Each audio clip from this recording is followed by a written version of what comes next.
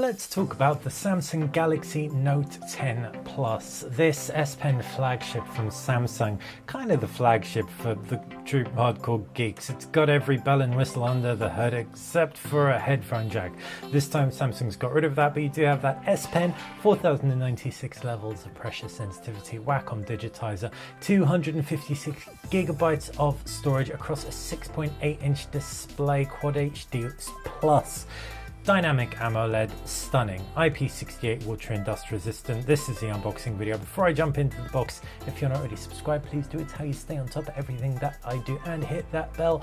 And we've got the box, and we've got a little bit on the top. Safe SIM eject tool, nothing in there because it's a pre-production and review device. So let's get straight to the phone. Gonna take it out. Got the blue version, or the Aurora version. It's just stunning. It looks like a unicorn. Putting it to the side, powering it up so you can see the boot up screen while I take a look at the rest of the box contents. And we have got a little flap of paper.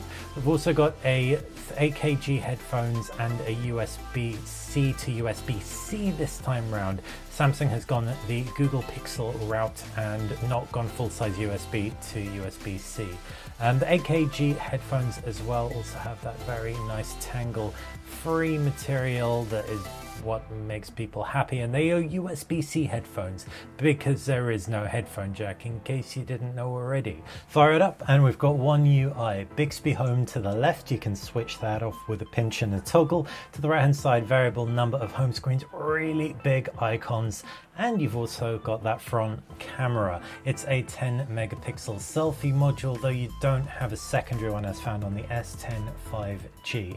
USB-C port at the base as mentioned, alongside one of the speakers. This has Dolby tuning stereo speakers, and you've got that S Pen in a very regal metallic blue. It just slots right in there, spring loaded. Peel off the plastic on the back, triple camera as well as a time of flight sensor, 12 megapixel, 12 megapixels, 16 megapixels, and nothing really of note at the top of the display.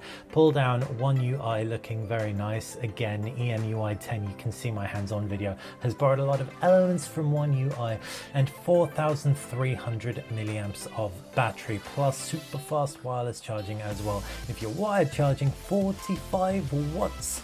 Very, very impressive across the board. I'm going to do a lot more on this. If you haven't already subscribed to the channel, please do, and fire any requests you have in the comments section below. Thanks for watching.